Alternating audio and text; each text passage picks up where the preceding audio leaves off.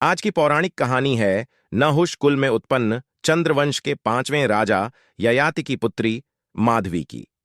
इस कथा का वर्णन महाभारत के उद्योग पर्व के 106वें अध्याय से 123वें अध्याय में आता है।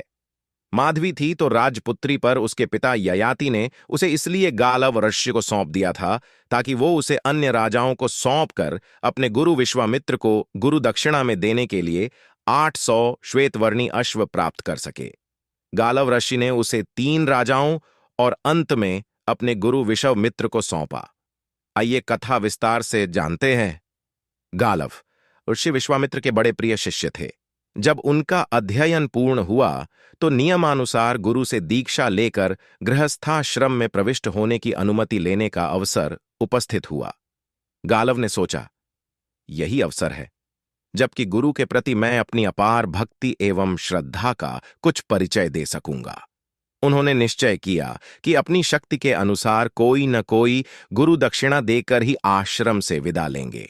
किंतु उनके गुरु विश्वामित्र से गालव की स्थिति छिपी नहीं थी। फलतः गालव के अनेक अनुरोधों एवं दुराग्रहों को क्षमा कर उन्होंने उन्हें गृहस्थाश्रम में प्रविष्ट होने की ही अनुमति प्रदान की।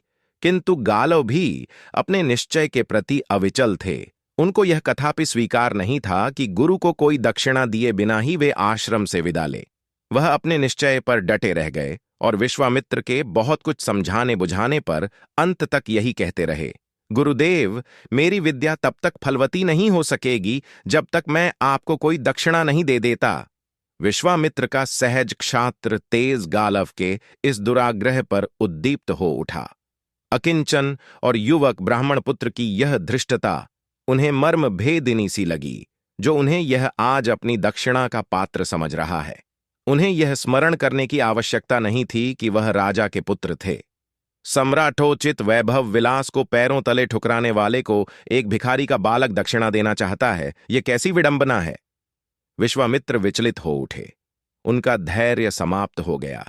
गालव के इस हठ एवं अभिमान ने उनके विवेक और संयम को झंकृत कर दिया।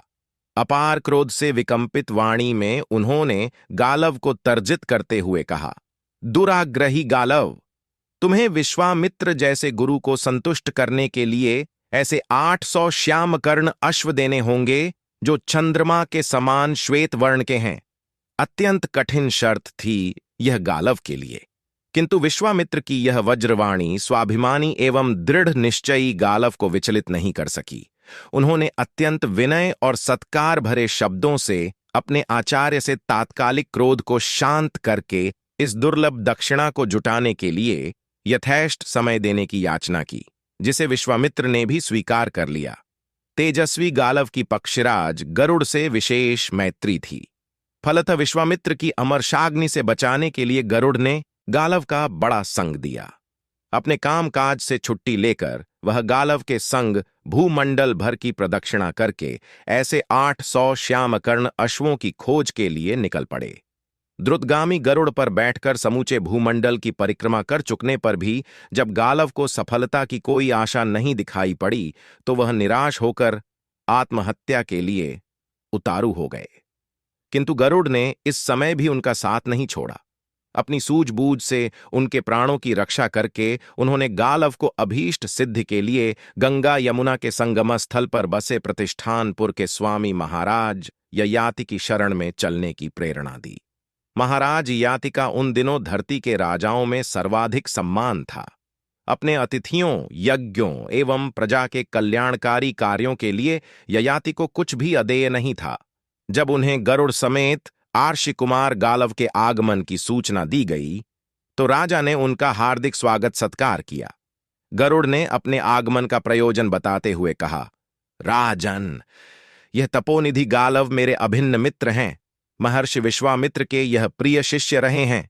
किंतु दुर्योगवश गुरु दक्षिणा के प्रसंग पर गुरु शिष्य के बीच ऐसी विषम स्थिति उत्पन्न हो गई है कि उसकी शांति आपकी कृपा द्वारा ही संभव है। इन्हें गुरु दक्षिणा के लिए यज्ञादि शुभ कार्यों में शुभावह 800 श्यामकर्ण अश्व चाहिए। मेरा अपना विश्वास है कि आपकी कृपा बिना इस धरती पर गालव को ऐसे 800 तो क्या 2-4 अश्व भी नहीं मिल सकते। मेरी प्रार्थना है कि इस कठिन स्थिति में आप मेरे मित्र गालव की सहायता और रक्षा करें।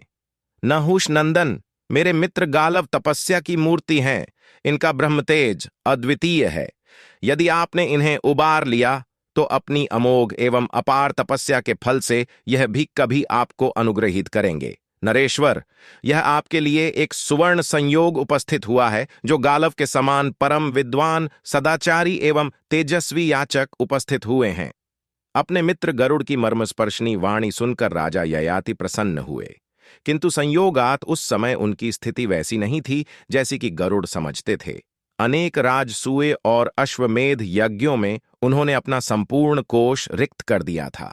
कुछ क्षण गंभीर सोच विचार करने के अनंतर उन्होंने अपनी त्रैलोक्य सुंदरी कन्या माधवी को समर्पित करते हुए गालव से कहा, ऋषिकुमार, मेरी यह कन्या दिव्य गुणों से अलंकृत है।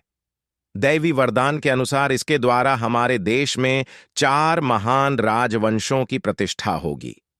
इसे संग लेकर आप पृथ्वी के अन्य राजाओं के पास जाइए। ऐसी सर्वगुणोपेत एवं सुंदरी के शुल्क के रूप में राजा लोग अपना राज्य तक दे सकते हैं। फिर 800 श्याम कर्ण अश्वों की तो बात ही क्या है। किंतु मेरी यह भी प्रार्थना है कि 800 अश्वों की प्राप्ति के बाद आप मेरी कन्या मुझे वापस दे देंगे। ययाति पुत्री माधवी को संग लेकर गरुड़ और गालव सर्वप्रथम अयोध्या के राजा हर्यश्व के पास थे। किंतु चिंता की बात यह थी कि गालव द्वारा विश्वामित्र से प्राप्त की गई अवधि समाप्ति पर थी, और गरुड़ को यह ज्ञात हो चुका था कि धरती पर इन 600 श्याम कर्ण अश्वों के सिवा कहीं अन्यत्र एक भी नहीं बचा है। अब गालव की विश्वामित्र की शरण छोड़कर कोई अन्य गति नहीं थी। अंततः गरुड़ की सलाह मानकर 600 अश्वों और त्रैलोक्य सुंदरी माधवी तथा गरुड़ को संग लेकर वह विश्वामित्र के समीप पहुंचे और शेष 200 अश्वों की प्राप्ति में असमर्थता प्रकट करते हुए विनय भरे स्वर में कहा, गुरुवर, आपकी आज्ञा से इस भूमंडल पर प्राप्त 600 श्याम कर्ण अश्वों को मैं ले आया हूं, जिन्हें आप कृपा कर स्वीकार करें। अब इस धरती पर ऐसा एक भी अश्व नहीं बचा है।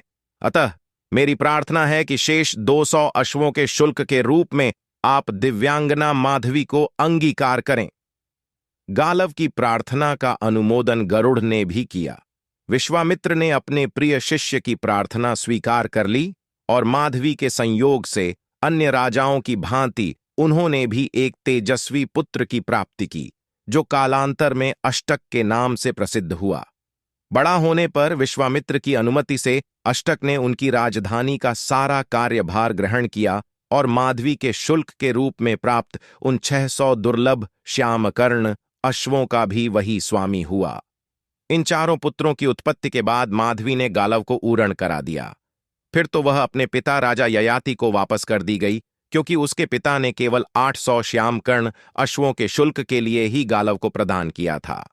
अपने पिता के घर वापस पहुंचने पर वह पूर्ववत समादृत हुई। उसके अनंत रूप और यौवन में 4 पुत्रों की उत्पत्ति के बाद भी कोई कमी नहीं हुई थी। अपने इन चारों यशस्वी पुत्रों की उत्पत्ति के बाद जब वह पिता के घर वापस आई तो पिता ने उसका स्वयंवर करने का विचार प्रकट किया, किंतु माधवी ने किसी अन्य पति को वरण करने की अनिच्छा प्रकट कर तपोवन का मार्ग ग्रहण किया।